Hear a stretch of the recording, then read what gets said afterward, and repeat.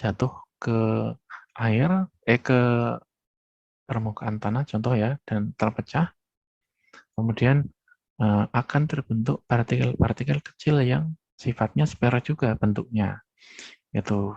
Namun bentuk yang seperti ini itu kurang stabil. Kenapa? Karena yang tadinya luas permukaannya hanya sekian menjadi sekian, gitu kan. Nah, akhirnya dari titik-titik yang kecil ini ya, sfer-sfer kecil ini kemudian akan kembali menuju ke bentuk yang minimal luas permukaannya, yaitu seperti ini di atas permukaan tanah ya. Artinya di sini terjadi gaya kohesi antara setiap setiap partikel-partikel yang terbagi ini. Kemudian mereka bergabung ya menjadi satu satuan yang besar, dan ini luas permukaannya minimal, dan keadaan inilah yang paling stabil ya. Ini adalah sifat antarmuka secara umum seluruh cairan atau padatan. Nah, seperti ini ya. Jadi hubungannya dengan suspensi adalah ketika kita akan membuat suspensi, maka yang jelas adalah tidak mungkin satu suspensi akan berukuran besar ya. Maka ketika kita perkecil ukurannya ya, energi atau stabilitas dari suatu senyawa tersebut, zat tersebut pasti akan semakin rendah karena energinya atau luas permukaannya akan semakin tinggi. Ini di dalam air ya. Dan ketika kita perkecil lagi hingga sangat kecil, maka luas permukaannya menjadi sangat luas, dan partikel-partikel kecil ini memiliki kecenderungan juga untuk bergabung kembali ya, seperti ini menjadi bentuk yang lebih besar gitu ya. Walaupun ketika sudah kita beda ya nanti antara zat cair dan zat padat. Kalau zat padat nanti kecenderungannya adalah membentuk suatu sedimen yang mereka nanti akan bergabung gitu ya, atau membentuk suatu terkonjugasi gitu ya. Nanti kita bahas di belakang, yang artinya keadaan yang A dan keadaan yang B itu memiliki penanganan yang B itu jauh lebih rumit dibandingkan dengan yang A, karena kondisi B itu energi yang dia terbentuk karena proses kita gerus atau kita perkecil partikelnya, itu yang kondisi paling tidak stabil dibandingkan dengan A, sehingga terjadi ini nih, sehingga kecenderungannya dapat juga terjadi agregasi. Oke, jadi ya, nah ketika kita berurusan dengan yang B ini ya, molekul-molekul yang kecil tadi, maka ada kecenderungan molekul tersebut untuk bergabung kembali. Sehingga ketika kita ingin membuat suatu suspensi ya dengan ukuran partikel dispersi yang kecil, maka kita harus mencegah partikel-partikel tersebut bergabung ya, baik bergabungnya secara agregasi ya, seperti ini dari ini ya, saya ambil 1, ini 2, ini 3. Dari posisi ketiga menjadi posisi yang kedua, walaupun kalau agregasi nanti seperti ini ya bentuknya ya, saling teragregasi ya. Nah, seperti ini ya. Ya, agar tidak terjadi posisi 3 ini, keadaan 3 menjadi keadaan 2 atau bahkan keadaan 1 ya. Ya, jadi kita cegah bergabungnya partikel tersebut. Namun sekaligus juga kita buat partikel tersebut menjadi stabil ya, sehingga kondisi di mana terjadi 3 ini partikelnya sangat kecil yang ingin kita suspensikan, nanti kondisi tersebut kita stabilkan sehingga ini dapat menjadi stabil. Nah, seperti ini ya.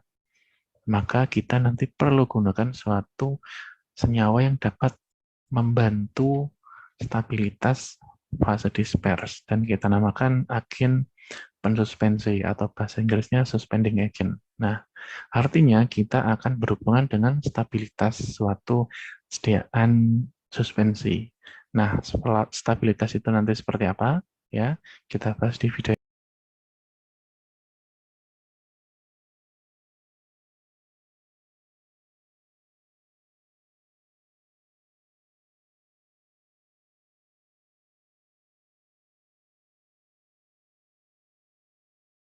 Oke, kita akan membahas mengenai stabilitas suspensi.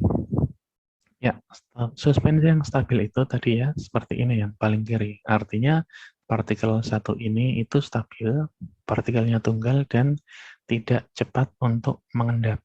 Nah, tetapi pada hakikatnya atau pada normalnya memang suspensi itu tidak akan sangat stabil ya. Artinya suspensi itu pasti suatu saat akan mengendap dan itu pasti karena dispersi ini bukan merupakan dispersi koloid, tetapi dispersi kasar, yang partikel-partikel ini memiliki apa namanya, alhamdulillah, maaf, ya, memiliki terpengaruh oleh gaya gravitasi sehingga mereka akan terus turun membentuk suatu endapan. Nah, prosesnya adalah seperti ini, ya. Nah, pada suatu ketika juga inilah yang kita sebut dengan agregasi. Nih ya, jadi beberapa partikel suspensi juga dapat bergabung gitu ya. Dan ketika gabungannya semakin banyak, maka kita bisa lihat partikelnya seperti ini ya, bisa ininya dan ini kondisi ini pun akan terus mempercepat untuk pengendapan ya. Yang ini pun juga nanti sama-sama akan mengendap sehingga pada proses akhirnya maka akan terbentuk suatu endapan seperti ini, sedimentasi. Nah, suspensi yang baik ketika kita lakukan penggojokan dengan ringan, maka ini dapat terdispersi kembali dengan baik ya. Akan tetapi ya tidak akan semudah itu juga untuk membuat suspensi yang dapat kita dispersikan dengan baik. Maka kita perlu memperhatikan beberapa hal untuk membentuk suatu suspensi yang stabil. Yang di sini kita beberapa hal yang akan kita perhatikan gitu ya. Nah, kira-kira kalau dari sini yang kiri ini kan teman-teman bisa perhatikan kira-kira apa yang harus diperhatikan atau uh, dikontrol dari suatu partikel ini ya atau suatu sistem suspensi ini. Maka ada secara umum ada dua hal yang dapat kita perhatikan. Dua tetapi tidak terbatas dua ini ya. Nanti teman-teman juga dapat cari yang lain ya. Tetapi dua ini bisa kita bahas di sini. Yang pertama, prinsip hukum Stokes. Yang kedua adalah keadaan flokulasi dan deflokulasi. Maksudnya gimana prinsip hukum Stokes? Ya, kita masuk ke yang hukum Stokes dulu. Hukum Stokes ini ya secara umum itu mengatur atau menggambarkan kecepatan sedimentasi dari suatu benda gitu ya. Ya, di sini adalah V sama dengan D kuadrat dalam kurung kali rho S min rho 0 dikali G per 18 mu 0 ya. D itu adalah diameter, ini adalah rho, rho itu rho ini substance atau rho partikel, ini adalah rho medium, ini adalah gaya gravitasi dan ini adalah viskositas ya.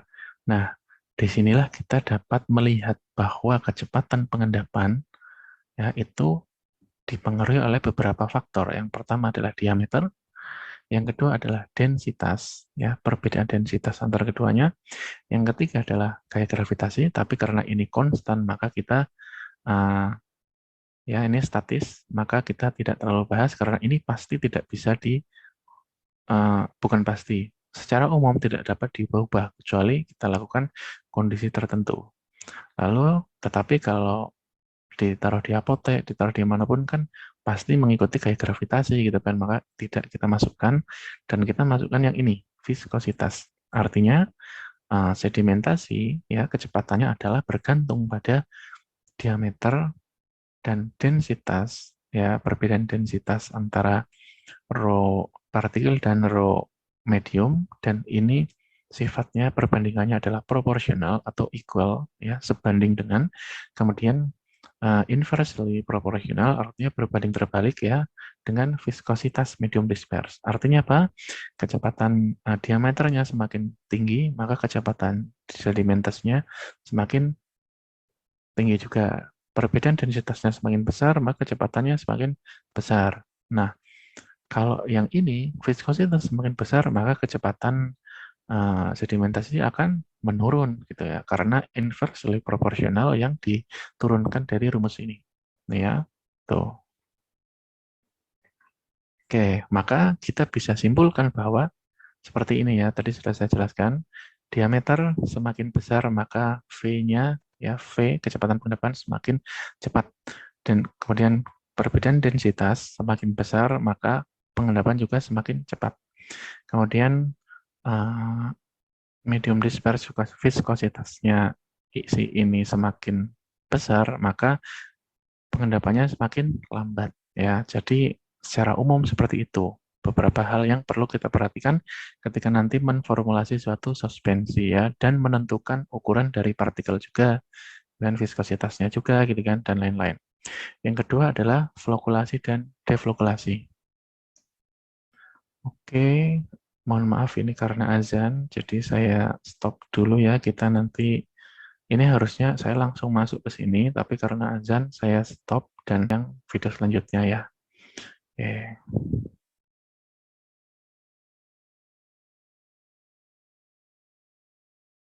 Saya absen dulu ya.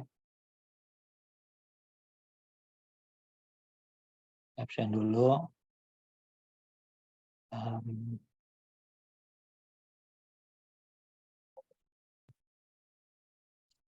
Kelas 1A dulu.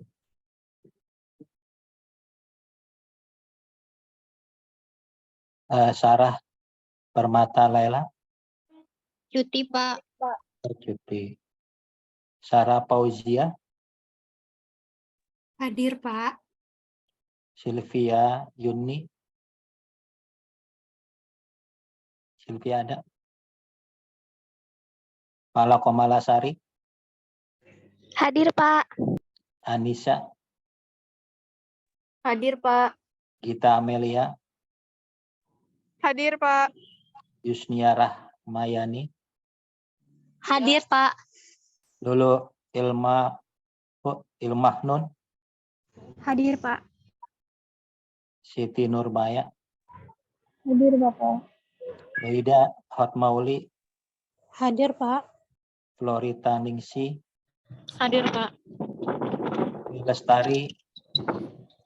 Pak. Hadir ya. Iya. Farizan.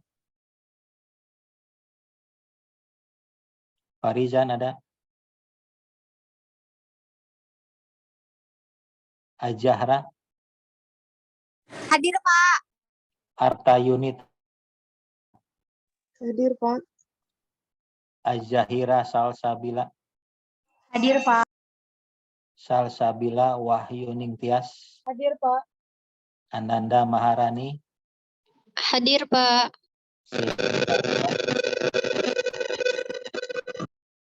Siti Fatimah.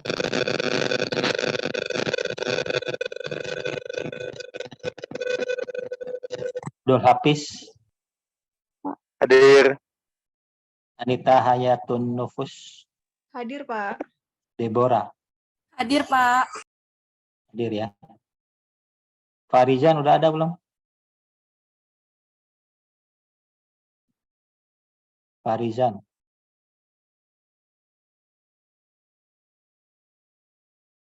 Farizan masih kuliah atau memang masih ini sudah nggak kuliah? Mungkin lagi di jalan, Pak, karena tadi baru habis kelas. Oke, saya masukin ya. Yang penting anaknya nggak masih aktif gitu.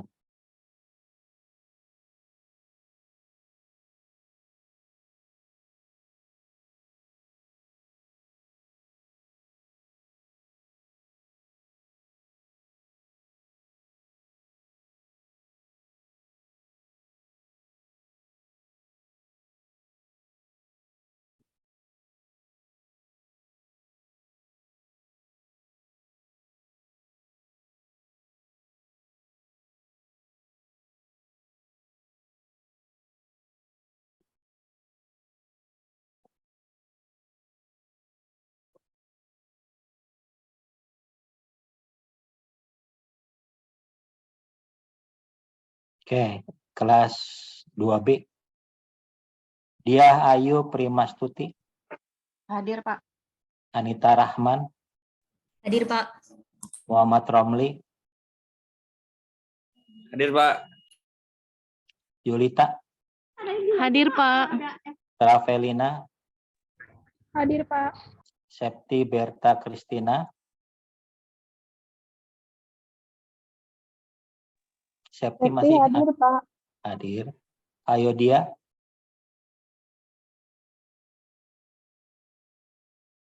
Ayodia Al-Jahra. Oke, sementara belum hadir. Ananda Sela Rahayu, Hadir, Pak. Sri Amaliah Majid,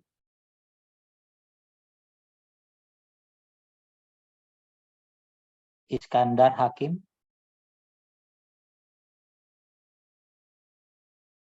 Jaringannya lagi nggak stabil, Pak. oh, Iskandar, apa Sri Amalia? Ya, Sri Amalia sama Iskandar. Oh. Nia Febriana, Hadir, Pak. Mutiara Andini, Hadir, Pak. Nia Mulyani, Septia Wafa, Hadir, Bapak. Indah Oktavia, Hadir, Pak. Teguh Setiawan, Di partisipan ada, Pak. oke, Siti Azkia,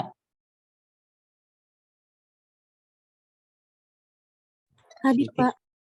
Ilmi Aulia, Hadir, Pak. Selinia, Hadir, Pak.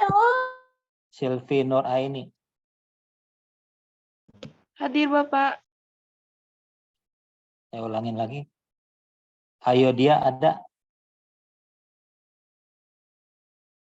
Masih aktif atau bagaimana ayo dia?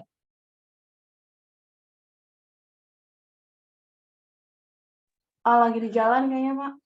Aktif kok, Pak. Ayo. Nia Mulyani,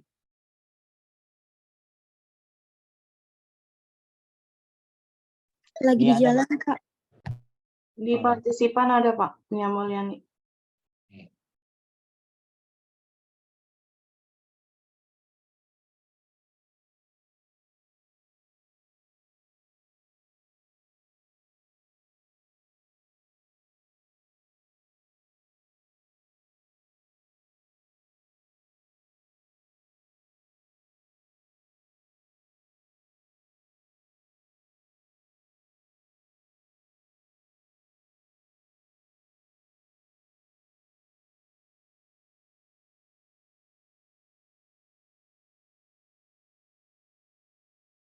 Oke, kita lanjutkan ya videonya.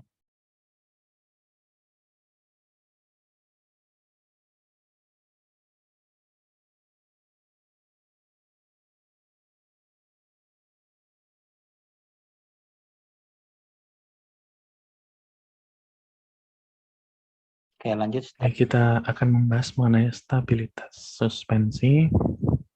Ya, suspensi yang stabil itu tadi ya, seperti ini yang paling kiri. Artinya partikelnya atau pada normalnya memang pasti karena dispersi ini bukan merupakan dispersi koloid, tetapi dispersi kasar yang partikel-partikel ini memiliki untuk suatu endapan. Jadi beberapa partikel suspensi juga dapat bergabung gitu ya. Dan ketika gabungannya semakin banyak, maka kita bisa lihat partikelnya seperti ini ya. Bisa ininya dan ini kondisi ini pun akan terus mempercepat untuk pengendapan ya. Yang ini pun juga nanti sama-sama akan mengendap sehingga pada proses akhirnya maka akan terbentuk suatu endapan seperti ini, sedimentasi. Nah, suspensi yang baik ketika kita lakukan penggojokan dengan ringan, maka ini dapat terdispersi kembali dengan baik ya. Akan tetapi ya tidak akan semudah itu juga untuk membuat suspensi yang dapat kita dispersikan dengan baik. Maka kita perlu memperhatikan beberapa hal untuk membentuk suatu suspensi yang stabil. Yang di sini kita beberapa hal yang akan kita perhatikan gitu ya. Nah, kira-kira kalau dari sini yang kiri ini kan teman-teman bisa perhatikan kira-kira apa yang harus diperhatikan atau dikontrol dari suatu partikel ini ya atau suatu sistem suspensi ini. Maka ada secara umum ada dua hal yang dapat kita perhatikan. Dua tetapi tidak terbatas dua ini ya. Nanti Ini nanti teman-teman juga dapat cari yang lain ya. Tetapi dua ini bisa kita bahas di sini. Yang pertama, prinsip hukum Stokes. Yang kedua adalah keadaan flokulasi dan deflokulasi. Maksudnya gimana prinsip hukum Stokes? Ya, kita masuk ke yang hukum Stokes dulu. Hukum Stokes ini ya secara umum itu mengatur atau menggambarkan kecepatan sedimentasi dari suatu benda, gitu ya. Ya, di sini ada V sama dengan D kuadrat dalam kurung kali rho S min rho 0 dikali G per 18 mu 0. Ya, D itu adalah diameter, ya, itu dipengaruhi oleh beberapa faktor. Yang pertama adalah diameter, yang kedua adalah densitas, ya, perbedaan densitas antara keduanya. Yang ketiga adalah gaya gravitasi, tapi karena ini konstan, maka kita ya ini statis, maka kita tidak terlalu bahas karena ini pasti mengikuti gaya gravitasi gitu kan. Ya, perbedaan densitas antara rho partikel dan rho medium, dan ini sifatnya perbandingannya adalah proporsional atau equal. Diameternya semakin tinggi, maka kecepatan sedimentasinya semakin tinggi juga. Perbedaan densitasnya semakin besar, maka kecepatannya semakin besar. Nah, kalau yang ini, viskositas semakin besar, maka kecepatan sedimentasi akan menurun gitu ya, karena inversely proporsional yang diturunkan dari rumus ini. Nih ya, tuh. Perbedaan densitas semakin besar, maka pengendapan juga semakin cepat. Kemudian medium disperse viskositasnya si ini semakin besar, maka pengendapannya semakin lambat ya. Jadi secara umum seperti itu. Beberapa hal yang perlu kita perhatikan ketika nanti menformulasi suatu suspensi ya, dan menentukan ukuran dari partikel juga, dan viskositasnya juga gitu kan, dan lain-lain. Yang kedua adalah flokulasi dan deflokulasi. Oke, mohon maaf ini karena azan, jadi saya stop video.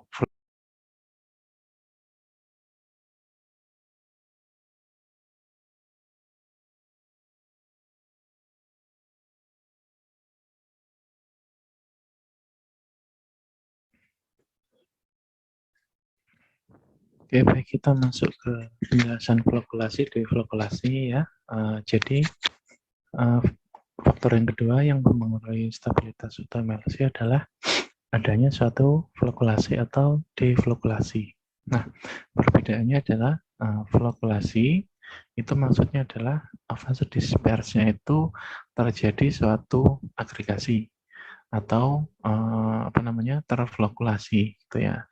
Akan tetapi flokulasi di sini maksudnya flokulasi yang kita kontrol gitu ya. Jadi suatu antara fase disperse itu dapat terjadi agregasi gitu ya. Lalu selanjutnya deflokulasi. Kalau deflokulasi itu berarti fase dispersinya bebas. Artinya setiap fase disperse itu adalah satu-satu kayak gitu. Nah, perbedaan antara keduanya adalah kalau flokulasi nanti ada hubungannya dengan sedimentasi, dan juga deflokulasi itu sedimentasinya berbeda. Teman-teman lihat di sini ya, yang di bawah itu, kalau yang kiri ya itu adalah merupakan suatu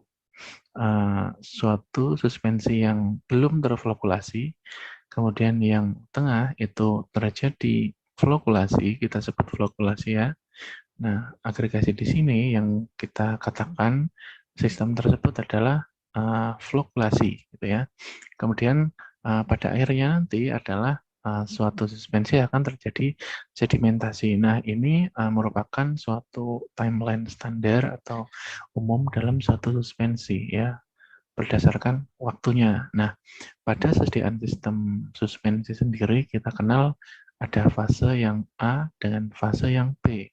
Nah, ya ini secara umum, dan kita bisa hindari flokulasi tersebut ya, bisa juga kita lakukan flokulasi, akan tetapi kita kontrol flokulasinya.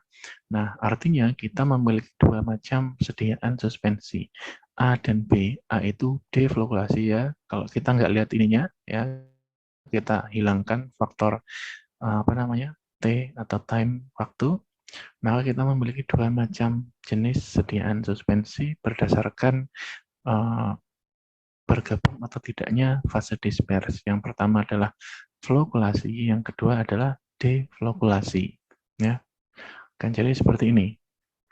Ya, kalau deflokulasi maka suatu fase dispersi akan terdiri atas satuan-satuan, dan yang flokulasi itu dia terjadi agregasi pada skala tertentu. Maksudnya tidak terjadi agregasi secara besar-besaran, akan tetapi terdapat saling bergabung satu sama lain dalam tertentu gitu ya. Jadi ukuran tertentu. Nah, perbedaannya ya ketika terjadi flokulasi dan deflokulasi ya adalah seperti ini. Yang ini dulu ya, nanti kita kembali ke sini ya. Jadi kalau yang deflokulasi artinya yang dia satu-satu ya, wujudnya tuh memisah ya. Sedangkan flokulasi ya, kita nomor 1 ini ukurannya itu besar karena terbentuk agregat gitu ya. Lalu yang kedua, laju pengendapannya jelas kalau yang terpisah sendiri-sendiri itu minimal atau kecil, sedangkan kalau yang flokulasi itu laju pengendapannya lebih tinggi ya, sehingga endapan yang terbentuk kalau yang deflokulasi itu cepat, mohon maaf lambat ya karena ininya pengendapannya lambat, sedangkan yang flokulasi itu cepat ya. Nah, perbedaannya nanti ada di yang paling utama kita akan bahas ya, 1, 2, 3 jelas beda, tapi ini yang banyak akan dibahas di suspensi gitu ya. Nah, untuk yang keempat ini, endapan, kalau deflokulasi itu biasanya sulit untuk didispersikan, sedangkan kalau yang terflokulasi itu mudah didispersikan. Kenapa? Adalah karena seperti ini ya, yang deflokulasi, ya ini D, itu interaksi yang terjadi antara endapan itu dia bagus dan jauh lebih kuat dibandingkan dengan yang flokulasi, karena kita lihat di flokulasi itu interaksi antara ini yang satu dengan lainnya itu tidak serapih yang deflokulasi, sehingga ketika konformasi seperti ini, endapan yang seperti ini ya, yang di sini juga ada masih terdapat pori-pori ya, di sini pori-porinya besar, yang isinya juga medium disperse, maka ketika kita dispersikan kembali, itu akan jauh lebih mudah dibandingkan dengan yang deflokulasi. Inilah yang perbedaan utama dari deflokulasi dan flokulasi. Ya, jadi secara endapan, ya laju pengendapan deflokulasi itu lebih bagus. Tetapi secara dispersi kembali, maka flokulasi yang jauh lebih bagus karena untuk yang deflokulasi itu sulit untuk didispersikan kembali. Itu. Jadi perbedaan utamanya seperti itu. Ya, ini dari aspek ini penampakan ya, estetika. Oke. Lalu ketika kita bicara mengenai flokulasi dan deflokulasi, pertanyaannya adalah yang mana yang lebih bagus, gitu ya? Apakah yang flokulasi atau deflokulasi? Jawabannya adalah tidak ada salah satu yang lebih bagus dari lainnya. Artinya kita ingin satu sistem yang di tengah-tengah ya, yang dalam hal ini lebih di arah agak terflokulasinya gitu ya, karena harapannya kita suatu sediaan dispersi suspensi ini ya, dispersi padatan ini, harapannya adalah dia tidak terjadi cracking, atau maksudnya terjadi crack seperti ini, yang ini ya, endapan yang sulit didispersikan ya, artinya harapan kita adalah terjadi flokulasi. Akan tetapi flokulasi ini pun kita juga harus dapat kontrol agar tidak terlalu besar gitu ya. Jadi optimal. Nah, hal ini biasa kita ukur nanti evaluasi dengan melihat derajat flokulasinya. Derajat flokulasi itu apa? Kita bahas di belakang. Selain dari flokulasi yang ada di suspensi, kita juga bisa mengontrol viskositas dari suspensi agar partikel yang terflokulasi tersebut tidak mudah mengendap ya, karena laju pengendapan partikel terflokulasi itu jauh lebih besar dibandingkan yang bebas gitu ya. Nah, nanti teman-teman bisa bedakan ya berdasarkan berjalannya waktu ini ya. Yang deflokulasi dia ini ya dari 0 ke selanjutnya itu endapannya terbentuk secara lambat, tetapi untuk didispersikan kembalinya sulit gitu ya. Nah, sedangkan yang terflokulasi ya itu cepat sekali terjadi endapan seperti ini ya. Dan sininya relatif langsung agak jernih ya, karena flokulasi itu langsung cepat menuju ke bawah mengendap. Nah, akan tetapi ketika terjadi endapan seperti ini mudah untuk didispersikan. Yang bagus adalah yang di tengah-tengah sini ya. Maka kita buat flokulasi yang baik, yang tidak mudah mengendap, sekaligus kita kontrol viskositasnya agar flokulasi tersebut tidak mudah mengendap, gitu ya. Contohnya, caranya, nanti teman-teman pelajari ini di teknologi dan farmasi ya. Kita tambahkan polimer misalnya, terus kita tambahkan suatu elektrod yang mempengaruhi potensial zeta dan lain-lain. Nah, ini nanti Bune yang lebih berkompeten untuk menjelaskan. Ya, kita kembali ya, bahwa untuk mengevaluasi suatu flokulasi, kita lihat adanya degree of floculation ya, atau derajat flokulasi yang ini. Ya, degree of floculation. Ya, degree of floculation rumusnya adalah ya B, beta ini, yaitu volume sedimen air ya dibandingkan dengan volume sedimen yang tidak terflokulasi. Volume sedimen air ya yang terflokulasi dibandingkan dengan yang tidak terflokulasi gitu. Ya, di sini kita lihat ya, yang kiri dan kanan itu keduanya sama-sama sediaan suspensi ya. Kita lihat yang kiri itu adalah bentuk bebasnya, kemudian yang kanan adalah bentuk terflokulasinya. Maka kita ketika menformulasikan satu suspensi dan ketika terjadi flokulasi pasti endapannya itu volumenya lebih besar seperti ini ya, dibandingkan dengan yang tidak terflokulasi. Nah, perbandingan antara yang flokulasi ini dan deflokulasi kita sebut dengan derajat flokulasi. Yang ini sebagai contoh ya, kita buat satu sediaan suspensi. Sistem pertama yang ini A adalah deflokulasi, yang kedua B adalah yang flokulasi. Yang A sebagai contoh di situ ya, ternyata di sini 20 mili volumenya, sedangkan yang B itu adalah 30. Maka kita bisa katakan derajat flokulasinya adalah 30 dibagi 20 sama dengan 1,5 kayak gini ya.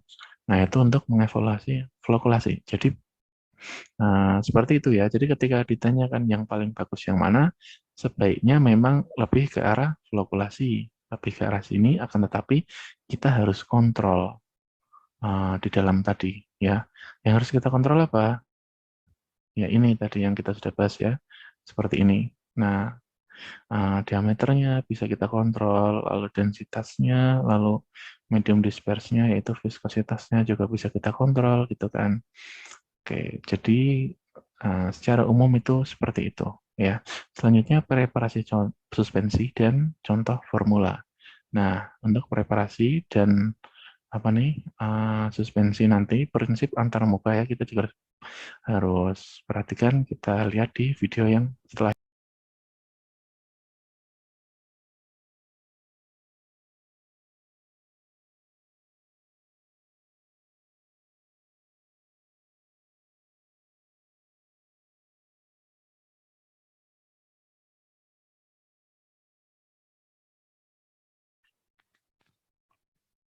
Oke, baik, kita masuk ke ini ya, preparasi atau persiapan suspensi dan contoh formula. Nah, ini nanti hanya untuk contoh-contoh aja. Ya, masuk preparasi sediaan suspensi. Yang pertama, teman-teman ketika ingin membuat suatu sediaan suspensi, ya artinya padatan dilarutkan atau bukan dilarutkan, didispersikan ke dalam suatu cairan, maka kita bisa membuatnya dengan dua metode, gitu ya. Yang paling umum di sini ada dua metode. Yang pertama metode dispersi, yang kedua metode presipitasi. Perbedaannya adalah kalau metode dispersi itu kita lakukan pengecilan partikel, sedangkan untuk metode presipitasi ini partikel yang kecil dia akan berubah menjadi lebih besar dalam tanda kutip gitu ya. Nah, contohnya nanti seperti apa atau mekanismenya kita bahas. Yang pertama metode dispersi. Alhamdulillah, oke. Jadi yang pertama, serbuk itu langsung didispersikan ke dalam cairan pembawa atau medium dispersnya ya. Jadi medium ini nanti akan langsung digunakan sebagai cairan ini ya untuk medium dispers dari serbuk yang akan kita proses. Nah, serbuk itu nanti kita haluskan ya, kita kecilkan ukuran partikelnya ya, ini. Setelah kita haluskan, lalu kita tambahkan bahan pembawa atau stabilizer atau suspending agent yang kedua. Setelah kita memiliki keduanya, maka kita dispersikan semuanya ke dalam medium disperse, gitu ya. Jadi 1 ditambah 2 ditambah 3, maka ketiganya nanti akan menjadi suatu suspensi, gitu ya. Oke, nah nanti teman-teman yang ingin lebih tahu secara ringkas untuk pembuatan metode dispersi itu ada di link ini, bisa diklik ya. Ya kayak kita bikin inilah ya, apa namanya ya, ya kayak kita ngerus obat atau ngerus-ngerus yang lain, cuma kayak gitu terus didispersikan bersama dengan suspending agent agar dispersi tersebut menjadi stabil gitu. Yang kedua adalah metode presipitasi. Di sini ya, serbuk ya. Jadi kita tidak langsung campurkan ke dalam medium disperse. Kalau yang A, metode dispersi ya, itu kita langsung campurkan ke dalam medium disperse ya, yang ini. Kalau yang presipitasi, kita campurkan dulu ke dalam pelarut yang sesuai ya. Seperti ini. Bahan tersebut biasanya tidak larut dalam air, maka kita larutkan dalam pelarut organik ya, yang sesuai, yang dapat bercampur dengan air ya. Untuk ini nanti teman-teman lihat di kelarutan ya, kemarin sudah ada tabel miscibility atau antar pelarut yang campur dengan nggak campur itu kan, atau di googling juga bisa. Nah, kita larutkan serbuk tersebut ke dalam pelarut yang dapat bercampur dengan air. Contohnya apa tadi? Contohnya cefalosporin ya, contohnya. Ini contoh aja. Ceva, misal kayak tadi itu. Chloramphenicol, mohon maaf, chloramphenicol itu tidak terlalu larut dalam air ya. Bentuk tidak larutnya itu ya. Kemudian bentuk ester tadi ya, kita masukkan ke dalam pelarut organik dulu ya. Atau pelarut-pelarut lain ya yang mohon maaf, atau zat lain yang larut dalam pelarut organik ini, kemudian dia akan terlarut ke dalam pelarut tersebut. Itu yang pertama. Nah, tahapan yang kedua, ini tahapan yang pertama ya, tahapan yang kedua, kemudian kita encerkan ya dengan larutan pensuspensi atau medium disperse.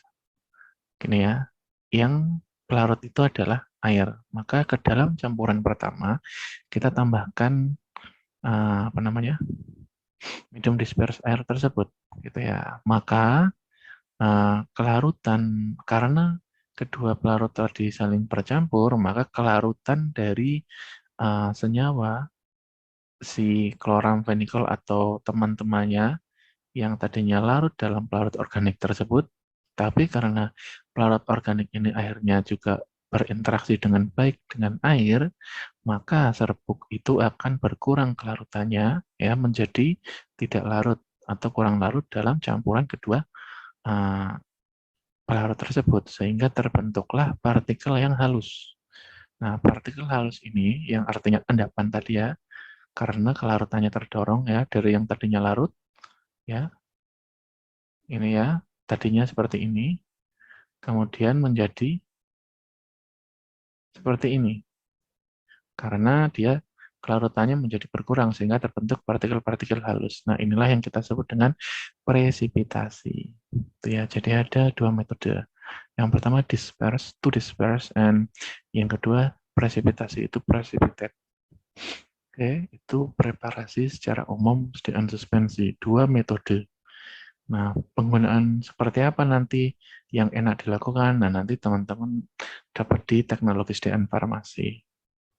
Oke, lalu untuk membuat suatu sediaan suspensi ini juga kita perlu memperhatikan prinsip antarmuka dari suatu sediaan suspensi, gitu ya. Oleh karena itu, bentar. Oke,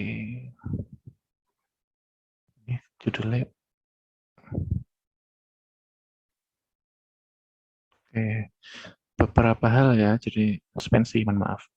Ya, salah satunya adalah prinsip antarmuka, gitu ya. Yang bawah ini prinsip antarmuka, yang atas adalah dari sifat reologinya, gitu. Nanti juga dari sediaan emulsi juga, ya.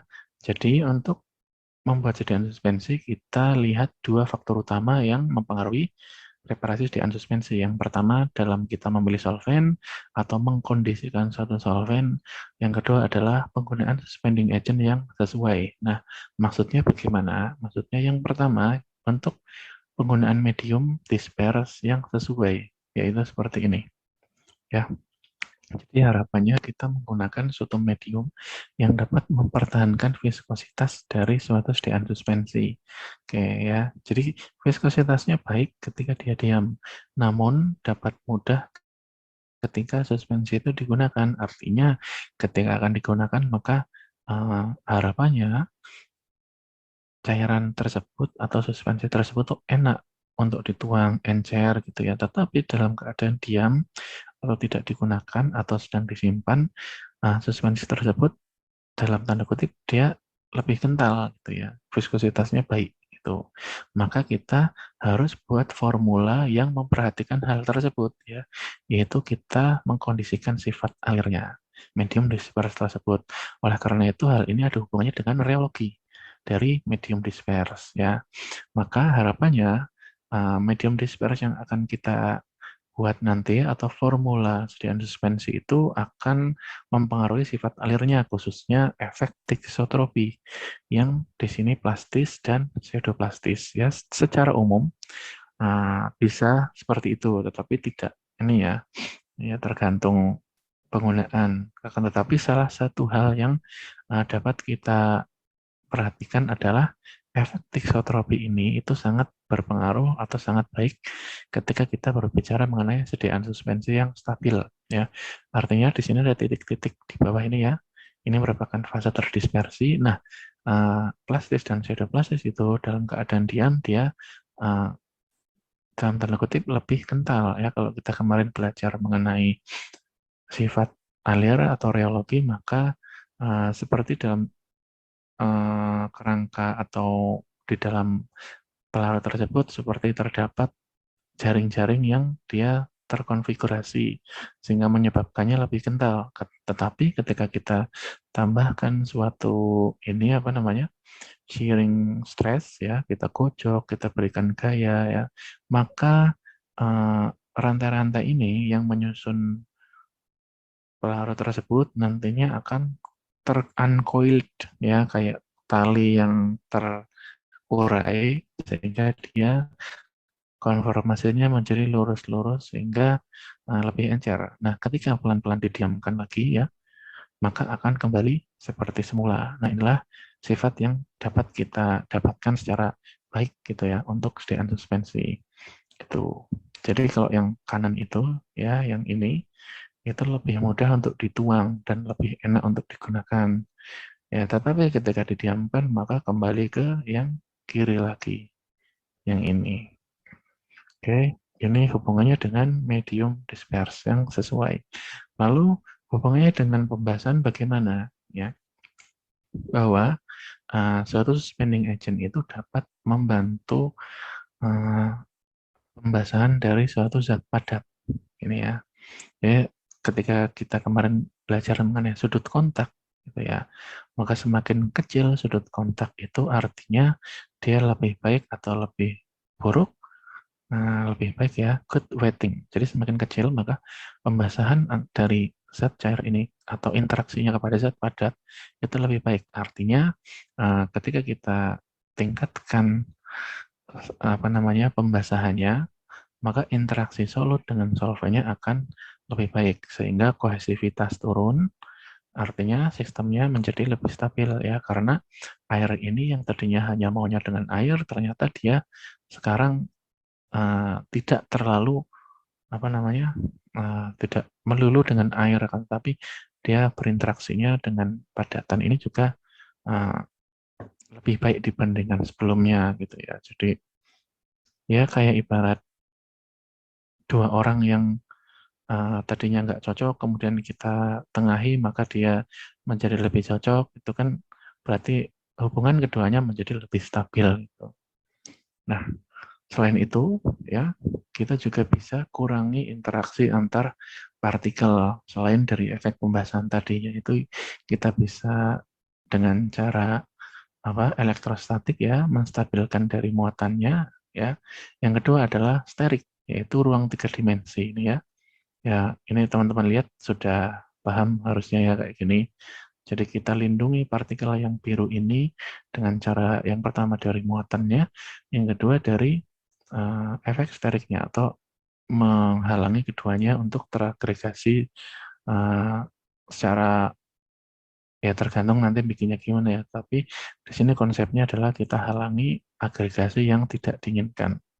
Ya, yang pertama yaitu dengan cara menstabilkan elektrik ya atau muatan di permukaan fase disper sehingga interaksi antara interaksi dengan antara ini dengan yang lainnya itu menjadi minimal gitu ya.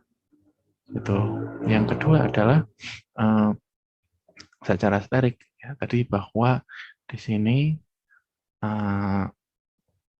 suatu surfaktan tadi itu akan terabsorpsi di permukaan. Ya, kalau kita kemarin belajar mengenai tegangan antarmuka, fenomena antarmuka, maka ada suatu fenomena absorpsi, dan fenomena absorpsi inilah yang menstabilkan partikel padat dari suspensi. Artinya interaksi dari keduanya itu menjadi terkontrol gitu ya. Kayak gini. Nah, nah seperti ini ya. Yang ketiga ya, bukan yang ketiga sih, lanjutan ini ya. Nah, contohnya pembentukan misel ini kan, teman-teman kemarin di fenomena antarmuka sudah belajar juga. Kita lihat ya. Nah, di sini obat yang tadinya bebas, kemudian setelah kita tambahkan surfaktan, maka obat itu nanti akan dilindungi oleh misel. Nah, antar misel inilah nanti tidak terjadi interaksi atau kita kontrol interaksinya menjadi yang kita inginkan gitu ya. Okay. Nah, ini contoh dari polimerik ya, surfaktan polimerik tadi ya. Artinya di sini menstabilkan dengan barrier antar partikel atau yang ini tadi. Nah, yang seperti ini ya. Ini ya, bahwa di sini sifat antarmuka dari partikel bisa kita lihat dalam sediaan suspensi ya. Artinya harusnya ada satu lagi, bentar. Kok hilang ya, bentar. Artinya adalah itu pemilihan solvent, kemudian penggunaan suspending agent untuk menstabilkan ya, selain dengan kita memperhatikan ukuran dari fase dispersi tadi sendiri ya, setelah itu viskositasnya, maka secara prinsip antar mukanya juga kita bisa jabarkan. Itu seperti ini ya, pembahasan dan pengurangan interaksi antar partikel baik berupa elektrostatik maupun secara sterik ya. Oke, jadi selanjutnya lain-lain juga suspensi ini ya secara umum juga bisa kita kenali. Kalau membahas mengenai suspensi ya, dari pemakaiannya ada yang enteral atau diminum, kemudian ada yang topikal, ada yang parenteral gitu ya. Di situ sudah dibagi teman-teman bisa membaca juga. Kemudian secara konsentrasi, ya bisa kita katakan suatu suspensi itu encer ketika kadar fase dispersnya itu berada di antara 2 sampai 10%. Kemudian suspensi normal gitu ya. Kemudian nanti ketika suspensi itu padat, mohon maaf, konsentrat atau ya padat, ini pekat, mohon maaf, itu sekitar 50% gitu. Lalu untuk keadaan fase dispersnya juga kita bisa katakan suatu suspensi ada yang terflokulasi dan ada juga yang terdeflokulasi. Jadi sederhana aja gitu ya. Nah, contoh formula suspensi ini saya hanya memperlihatkan ininya aja, contoh-contoh ya contoh-contoh formulanya aja, tidak untuk masuk ujian juga ya. Jadi kalau teman-teman lihat di situ ada ini ya contohnya bahan aktifnya acetaminophen yang ini. Kemudian kita lihat juga ada bahan-bahan lain, saya lupa. Excipient, ngeblank ya, excipient ya, ada asam sitrat, natrium sitrat ya, kolidon, flavor itu ya, pemanis dektrosa. Nah ini pemanis, nah ini surfaktannya ya, suspending agentnya gitu ya.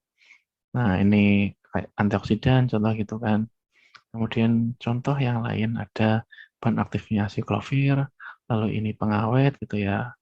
Lalu suspending agentnya ada avisel dan gliserol ini ya, glycerin, gliserol, nikrokristalin selulosa nama lainnya ya. Nah, terus ada sorbitol itu untuk perisanya ya, banana dry flavor orange ini perisa juga, water ini pembawanya ya, atau pensuspensinya, medium disperse-nya, dan banyak hal. Jadi ya memang pasti ada suatu zat aktif ya, asiklovir. Nih asiklovir, kemudian ada suspending agent-nya, kemudian ada lain-lain ya, dan ada medium dispersa ya. Jadi tidak hanya padatan asiklovir dengan cairan water saja, tetapi ada juga yang lain-lain yang keseluruhan ini menyebabkan suatu suspensi yang baik ya, seperti ini, kayak gini ya. Oke, jadi cukup sekian ya, ini contoh-contoh, nanti teman-teman bisa baca sendiri ya, kayak gini. Jadi cukup sekian untuk mata.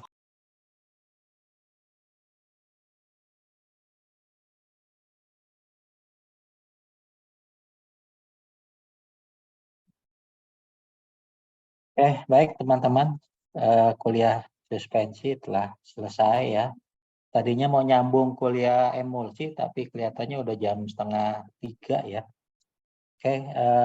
Dari jam 1 kita akhir aja dulu. Nanti kuliah emulsi pertemuan berikutnya sekalian kita bahas dengan soal-soal ya yang memang terkait, yaitu suspensi dengan emulsi. Mungkin itu yang dapat saya berikan pada perkuliahan pada sore hari ini. Terima kasih. Saya akhiri ya. Silakan lab.